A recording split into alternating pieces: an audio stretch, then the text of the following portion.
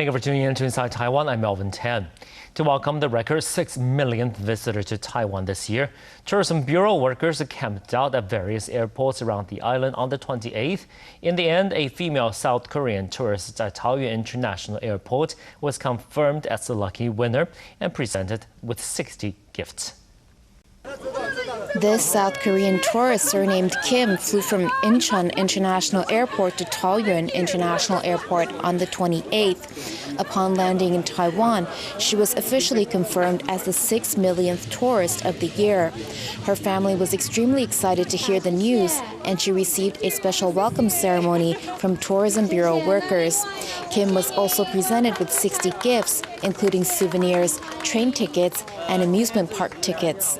Kim said that this was her first trip to Taiwan and that she hopes tourists from all over the world can also visit the island.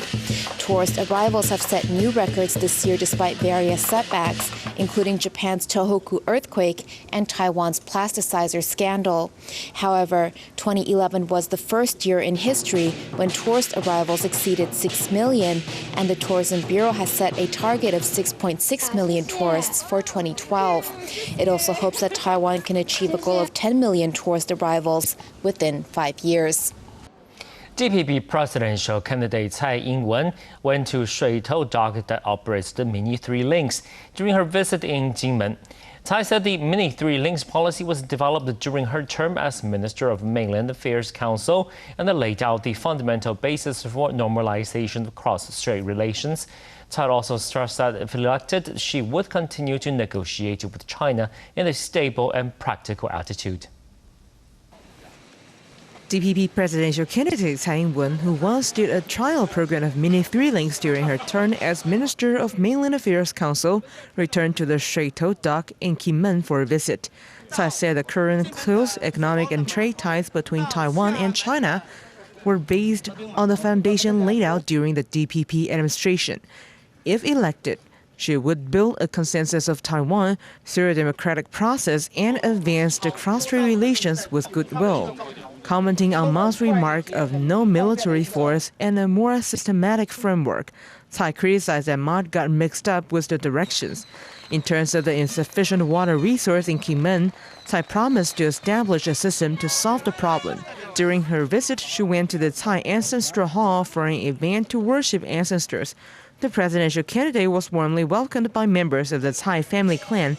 Coincidentally, when former President Chen Shui-bian was running for the top job in 2000, he also had a similar itinerary as he visited the Chen Ancestral Hall and announced his views on 3 links. The KMT Central Standing Committee was held in Taoyuan and it was hosted by President Ma Ying-jeou. Ma denied the rumor that the National Security Council illegally monitored Tsai Ing-wen through Ministry of Justice's Investigation Bureau and gave the report to Ma. MSC also released a press statement that the NSC and National Security Committee would only put the candidate's security as priority and would never collect any data on them and report to the president.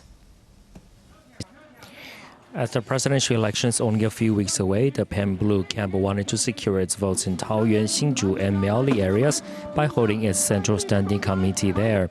Taoyuan County Magistrate Wu Jingyang, Hsinchu County Magistrate Qiu Jingchen, Hsinchu City Mayor Xu Mingcai, and Miaoli County Magistrate Liu Zhenghong were all present, among other officials. President Ma was also at the event as he reported to Tsai's comment in Jinmen on the topic of cross-strait relations. Ma believes the 92 consensus status must be reached again for Taiwan to have more opportunities in the future.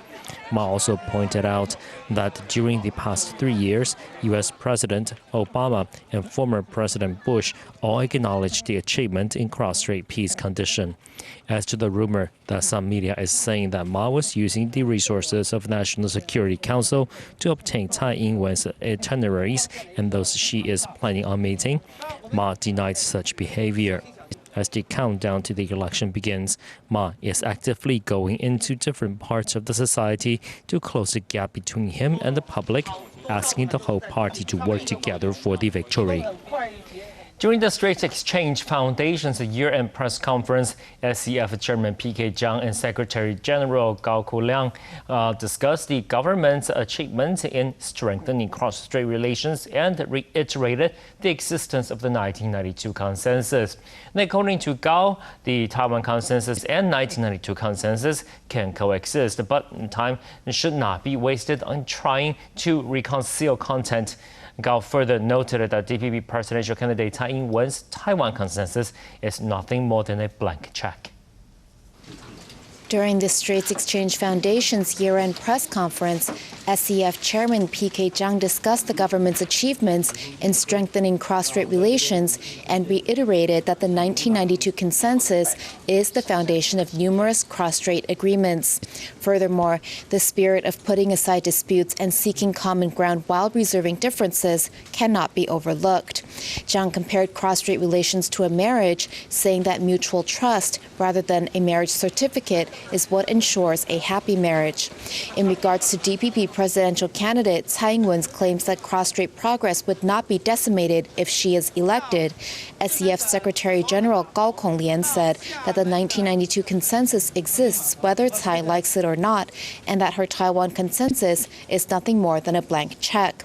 While the two can coexist, Tsai's Taiwan consensus is recognized by few outside the DPP. According to Zhang, the cross-strait investment protection agreement will likely be completed during the 8th Jiangchen Summit. The presidential election has entered its final countdown. Besides launching intensive election commercials that feature First Lady Christine Chow for the very first time, the campaign office of KMT presidential candidate Ma Ying-jeou also came up with a promotional literature.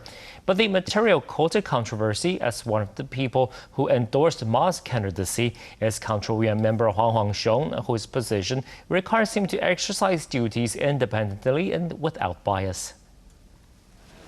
President Ma Ying-jeou's re-election campaign office recently came up with a promotional literature featuring 18 individuals from all sectors who are close to Ma. In the material, these people tell constituents what makes Ma a trustworthy president.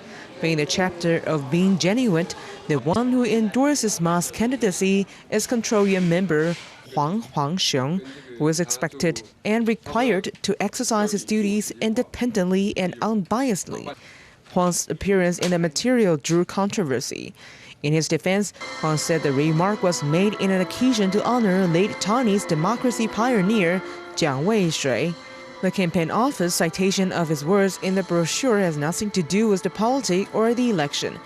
As stipulated in the Civil Service Administrative Neutrality Act, civil servants cannot put their names out and endorse particular political candidates. Besides the promotional material controversy, Ma's recent campaign commercial features First Lady Christine Chow, and the clips highlight Zhou's contribution of social welfare in recent years, aiming to garner support from voters who identified with her achievements. The National Communication Commission has built digital broadcasting signal towers on offshore Orchid Island, Tongqing and Hongtou tribes in preparation for the national launch of digital television broadcasting come June 30th of next year.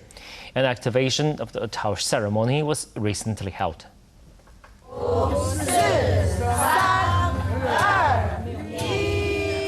Representatives from the NCC celebrated with the Orchid Island Township Chief and residents during the activation ceremony of the digital TV signal towers at Hongtou and Tongqing tribes. The towers will allow residents on the island to receive quality TV programs before the national launch of the digital television broadcasting. The activation of the towers will allow residents of all 6 tribes on the island to receive 15 channels, including TTV, CTS, CTV, FTV, Public TV, Remote Mobile TV, Hakka TV, among others. However, indigenous TV is still not available on the island, where most of the residents are of indigenous background. During the ceremony, set-top box was given away as a raffle prize. NCC pointed out that digital broadcasting allows people to watch 15 channels instead of 5, and signals would not be affected by weather conditions. Many fishing boats have reported abundant catches of flathead mullet along the coast of Yunlin and Jiayi in recent weeks. Fishermen from Yunlin County have caught more than 100,000 flathead mullets, setting a 10-year record. Each of these flathead mullets are around 2 kilograms in weight, and there are an estimated 3,000 mullets valued at 1 million NT in the fishing boat's hold.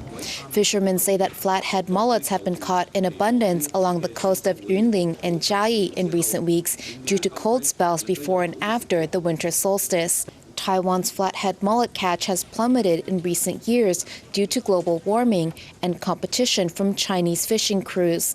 The mullets fetch a high price on the market and therefore are considered to be year-end bonuses by many fishermen, but the community still hopes that the government can alleviate long-term channel crowding issues off of Bozileao fishing port. Fishing boats generally are subjected to long waits to enter or leave the port, and fishermen hope that the government can widen the channel to alleviate the problem.